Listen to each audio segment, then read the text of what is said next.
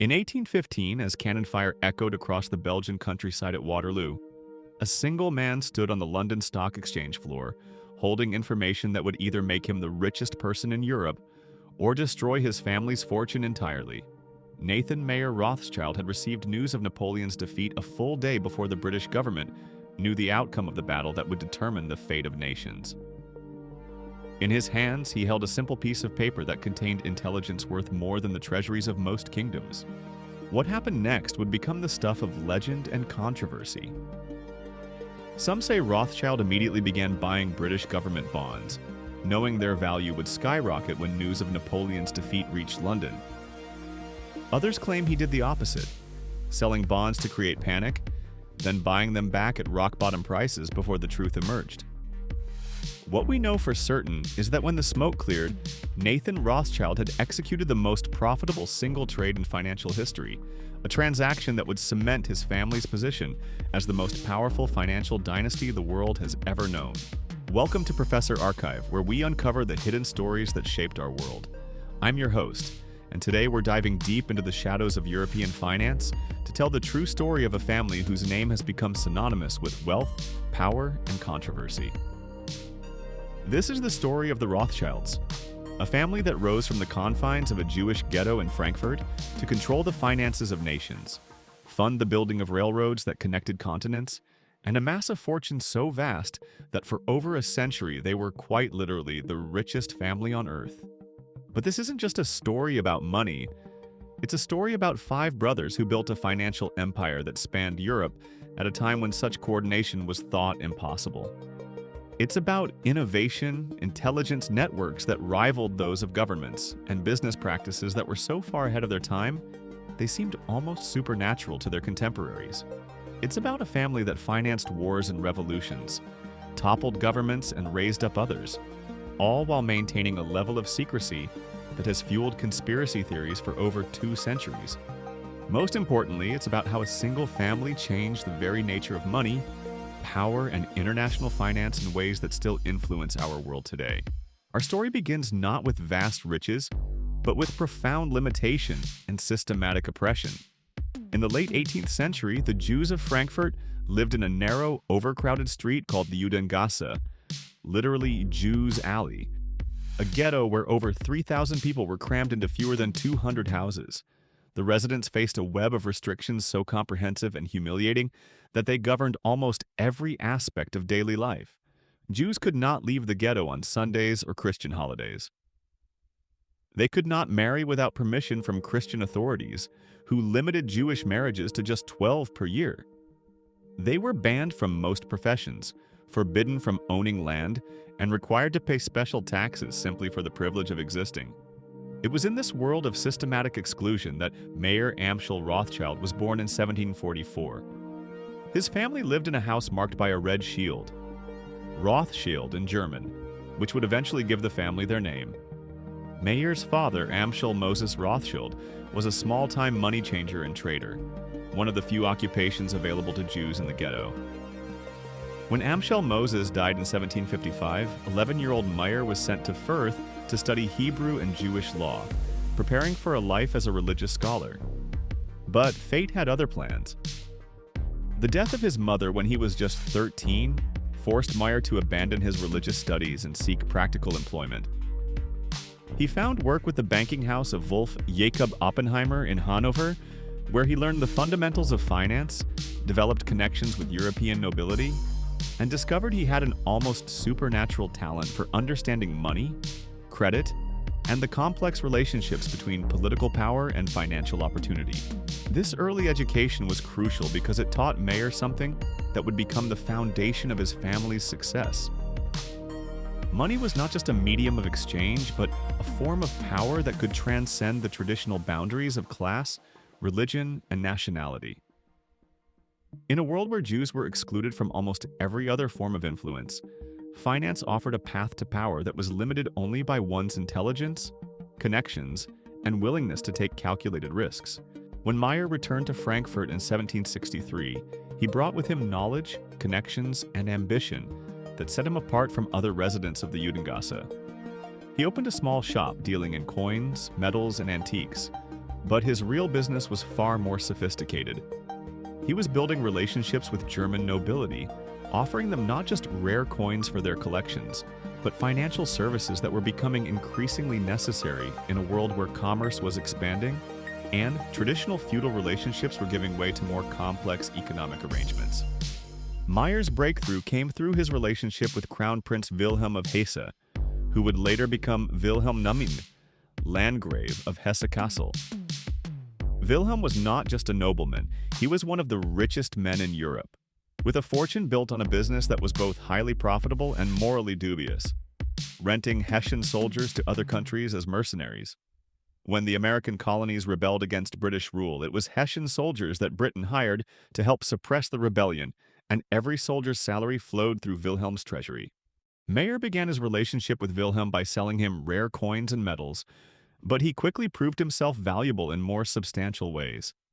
He helped Wilhelm manage his growing fortune, advised him on investments, and eventually became his personal financial agent. This relationship was transformative because it gave Mayer access to vast amounts of capital and, more importantly, to information about political and military developments across Europe. But Mayer's greatest insight was recognizing that the future belonged not to individual entrepreneurs, no matter how talented, but to networks of trusted partners who could coordinate their activities across vast distances. This insight led to the most crucial decision of his career.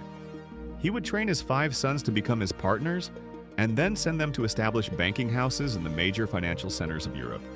The 5 Rothschild brothers would become legendary figures in their own right, each adapting to the culture and opportunities of their adopted countries while maintaining absolute loyalty to the family enterprise. Amschel Mayer stayed in Frankfurt to manage the original family business and maintain relationships with German nobility. Solomon Mayer went to Vienna, where he would become banker to the Austrian Empire and one of the most influential men in Central Europe. Karl Mayer established himself in Naples, becoming financier to the Kingdom of the Two Sicilies in the Papal States. James Mayer moved to Paris, where he would build relationships with French governments across multiple regime changes and revolutions. But it was Nathan Mayer, the 3rd son, who would prove most crucial to the family's rise to unprecedented wealth and power. Nathan was sent to Manchester in 1798 to establish a textile business, but he quickly recognized that his talents lay not in manufacturing, but in finance. He moved to London in 1809 and established N.M. Rothschild & Sons, a banking house that would become the most powerful financial institution in the world. Nathan Rothschild was a force of nature whose personality and business methods were unlike anything London's financial community had ever encountered. He was aggressive where British bankers were polite, innovative where they were traditional, and international in his thinking, where they remained focused on domestic opportunities. He established a trading floor at the Royal Exchange where he would stand at the same pillar every day, conducting business with a speed and volume that amazed his competitors. But Nathan's real advantage was not his personality or his energy. It was his access to information. The Rothschild brothers had established a private intelligence network that was faster and more reliable than the official communication systems of European governments. Using a combination of carrier pigeons, fast ships, mounted couriers, and coded messages, the brothers could communicate with each other and gather information about political and military developments across Europe with unprecedented speed and accuracy. This intelligence network gave the Rothschilds crucial advantages in every aspect of their business, but it was most valuable in their core operation, trading government bonds. In the early 19th century, government bonds were the closest thing to a global financial market. Countries needed to borrow money to fund their military operations, and investors needed safe places to park their capital during uncertain times. The value of government bonds fluctuated wildly based on political and military developments, creating enormous opportunities for traders who could predict or quickly respond to changing circumstances. The Rothschilds dominated this market not just because they had better information, but because they had better credit. Their network of family banks meant they could move money across Europe faster and more reliably than their competitors. When a government needed a loan, the Rothschilds could provide it. When investors wanted to buy or sell bonds, the Rothschilds could facilitate the transaction. When exchange rates fluctuated between different countries, the Rothschilds could profit from arbitrage opportunities that others couldn't even identify. This brings us back to that fateful day at Waterloo in 1815, when Nathan Rothschild's information network and financial acumen combined to create the most legendary trade in financial history. The Battle of Waterloo was not just another military engagement, it was the culmination of over 20 years of European warfare that had devastated economies, toppled governments, and created unprecedented uncertainty in financial markets. Napoleon's return from exile in Elba had sent shockwaves through European financial markets. If Napoleon could defeat the coalition of British, Prussian, Austrian, and Russian forces arrayed against him, French bonds would soar while British bonds would collapse. If the coalition won, the reverse would happen. The battle would determine not just the political future of Europe, but the financial fortunes of everyone who had invested in government bonds. Nathan Rothschild had agents positioned near the battlefield with instructions to rush news of the battle's outcome to London as quickly as possible. According to legend, Rothschild's messenger reached London on the evening of June 19, 1815, a full day before Wellington's official dispatch arrived. This gave Nathan Rothschild crucial hours to act on information that would soon transform financial markets. The details of what happened next have been debated by historians for over 2 centuries, but the outcome is undisputed. Nathan Rothschild made an enormous profit from the Battle of Waterloo, a profit so large that it established his family as the wealthiest in Europe and provided the capital base for all their future operations. Some accounts claim that Nathan initially sold British bonds heavily, creating panic in the market as other traders assumed he had received bad news from the battlefield. According to this version, Nathan then secretly bought back bonds at artificially depressed prices before news of Wellington's victory reached London. Other accounts suggest that Nathan immediately began buying British bonds, knowing they would rise when news of Napoleon's defeat became public. What we know for certain is that Nathan Rothschild's Waterloo trade was not just profitable, it was transformative. The profits from this single transaction gave the Rothschild family the capital they needed to dominate European finance for the next century. More importantly, the successful prediction of Waterloo's outcome enhanced their reputation for having superior information and judgment, making governments and investors even more eager to do business with them. But the Waterloo trade also established a pattern that would define the Rothschild business model for generations. They profited not from creating or producing anything, but from their superior ability to gather, analyze, and act on information. They were, in essence, the world's first global information brokers, using their intelligence network to identify opportunities and risks that others couldn't see. The post-Waterloo period saw the Rothschild family expand their operations with breathtaking speed and scope. They became the primary bankers to European governments, handling bond issues for Britain, France, Austria, Prussia, Russia, and dozens of smaller states. They financed the reconstruction of Europe after the Napoleonic Wars, funded the development of railways and telegraph lines, and provided the capital that fueled the Industrial Revolution. But their greatest innovation was the creation of a truly international financial system that operated according to Rothschild rules rather than the regulations of any single government. The 5 Rothschild banks operated as a single entity, sharing information, coordinating investments, and supporting each other in ways that gave them enormous advantages over competitors who were limited to single countries or regions. This international coordination allowed the Rothschilds to engage in sophisticated financial arbitrage that was impossible for other banks. They could borrow money in London at low interest rates and lend it in Vienna at higher rates. They could buy gold in one country and sell it in another where prices were higher. They could manipulate exchange rates by coordinating the movement of currency between their different banks. Most importantly, they could influence the bond markets of entire countries by coordinating their buying and selling activities. When the Rothschilds bought a government's bonds, it was seen as a vote of confidence that attracted other investors and lowered the government's borrowing costs. When they sold bonds, it could create panic and force governments to pay higher interest rates to attract investors. This power over government finance gave the Rothschilds enormous political influence.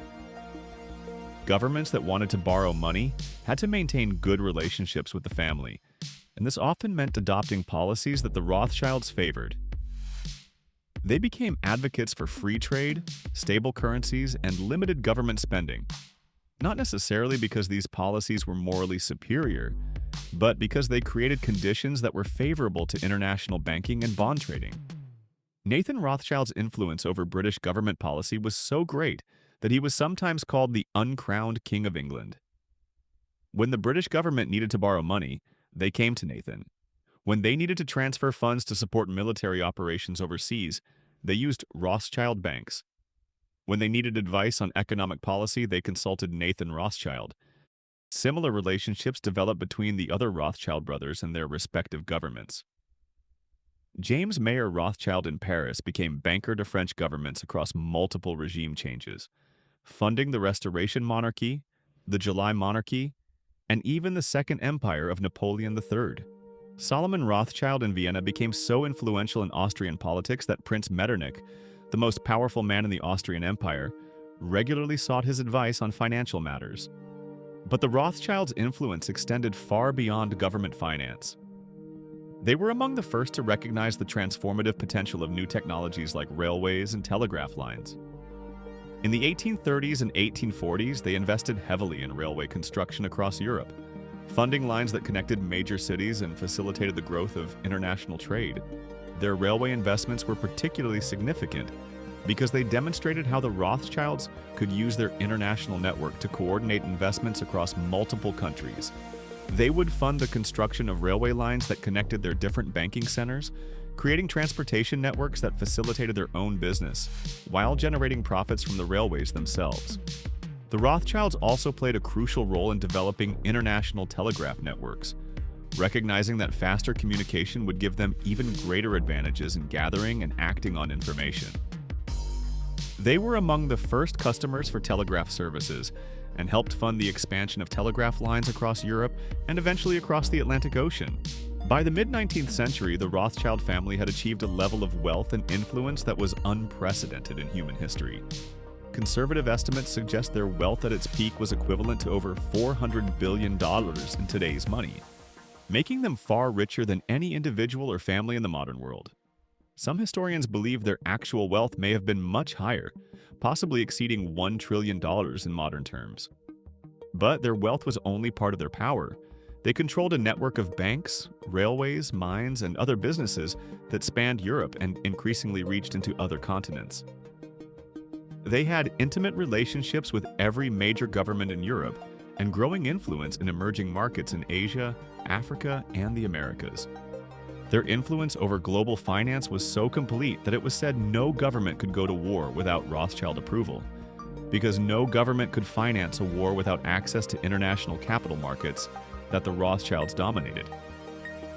This gave them enormous leverage in international diplomacy and made them de facto arbiters of war and peace in Europe. But this unprecedented power also made the Rothschilds targets for criticism, conspiracy theories, and anti-Semitic attacks that would persist for centuries. Their success challenged traditional ideas about social hierarchy, religious boundaries, and national sovereignty in ways that made many people deeply uncomfortable.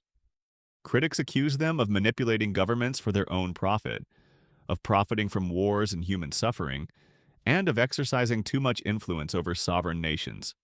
Some of these criticisms were fair. The Rothschilds did prioritize profit over other considerations, and their influence over government policy was often exercised in ways that benefited their business interests rather than the general public. But many of the attacks on the Rothschilds were rooted in anti-Semitism and conspiracy theories, rather than legitimate criticism of their business practices. The family's success was attributed to sinister plots rather than superior intelligence and business acumen. Their international coordination was portrayed as evidence of a conspiracy to control the world, rather than recognition of their innovative approach to business. These conspiracy theories were often encouraged by competitors who couldn't match the Rothschilds' success through legitimate means, and by politicians who wanted to deflect criticism from their own failures by blaming foreign financial manipulation. The theories gained particular traction during economic downturns, when people looked for someone to blame for their financial difficulties. The anti-Semitic dimension of these attacks was particularly troubling because it revived ancient prejudices about Jewish involvement in finance and moneylending. The Rothschilds' success was portrayed as confirmation of anti-Semitic stereotypes, rather than recognition of their genuine business innovations and superior execution. Despite these criticisms and attacks, the Rothschild family continued to expand their influence throughout the 19th century. They established banks in new countries, invested in emerging technologies, and maintained their position as the world's most powerful financial dynasty. Their influence reached its peak during the 1870s and 1880s, when they controlled an estimated 50% of the world's wealth and had direct influence over the policies of major governments on multiple continents. They financed the construction of the Suez Canal, funded mining operations in Africa and South America, and provided the capital that made possible much of the infrastructure development that characterized the late 19th century.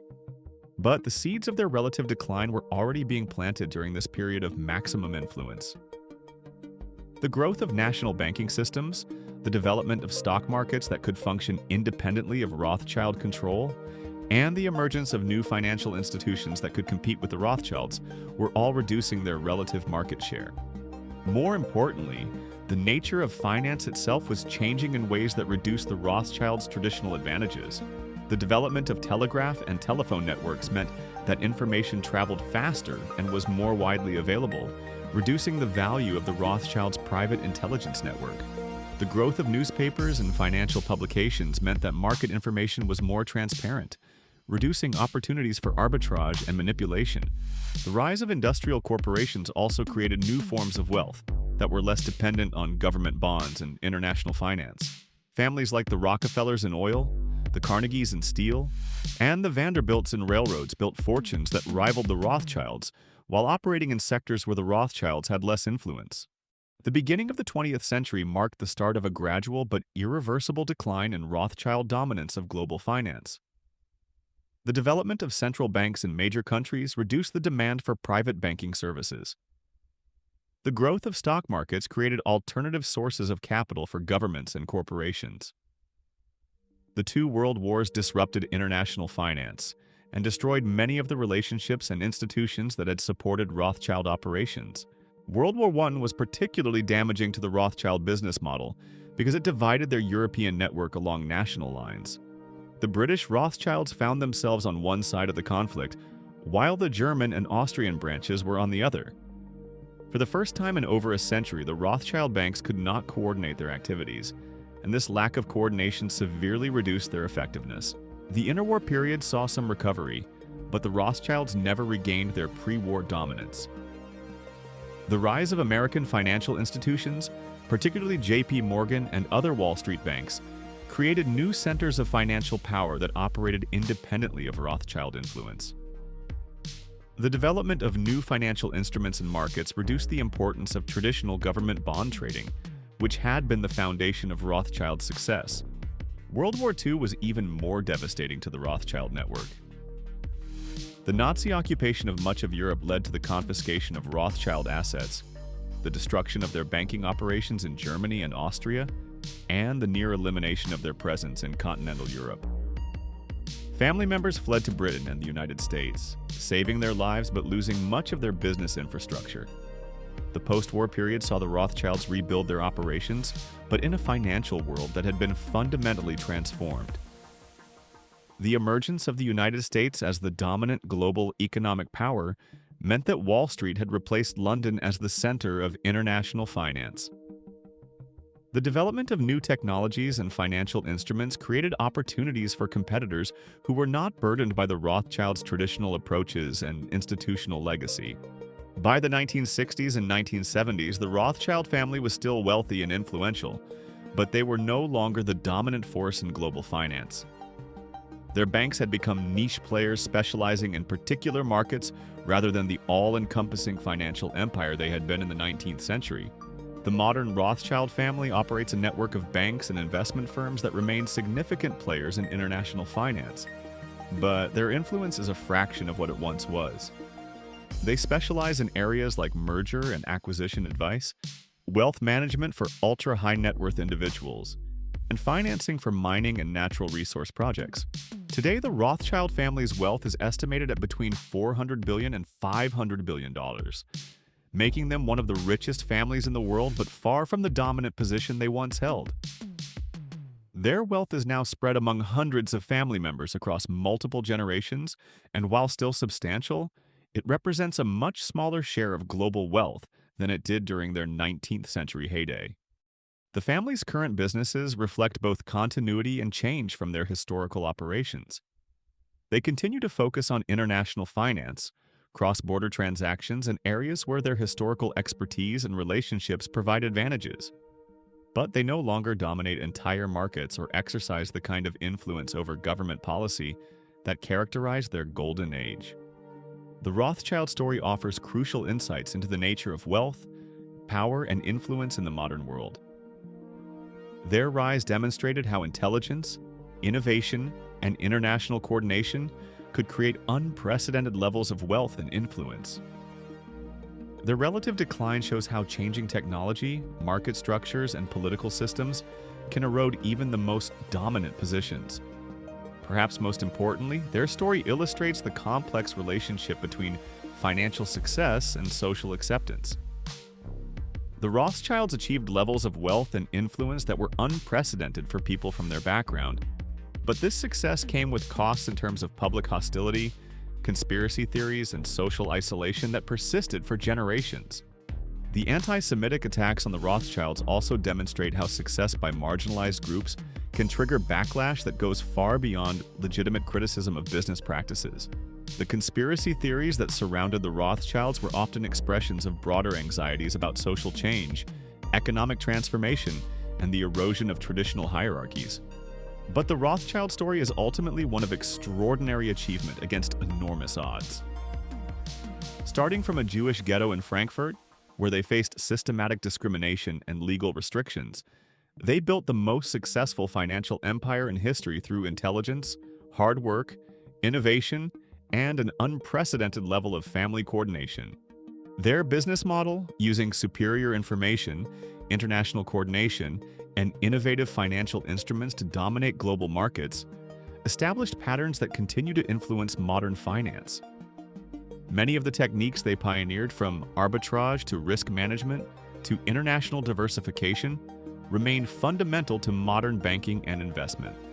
Their emphasis on family loyalty and multi-generational planning also offers lessons for modern wealthy families trying to preserve and grow their wealth across generations. The Rothschilds understood that sustainable wealth required not just financial success in the short term, but the development of institutions, relationships, and expertise that could adapt to changing circumstances over decades and centuries. The Rothschild legacy also demonstrates the importance of adaptation and innovation in maintaining long-term success. Their ability to adapt to changing political systems, technological developments, and market conditions allowed them to remain relevant and profitable even as their relative dominance declined.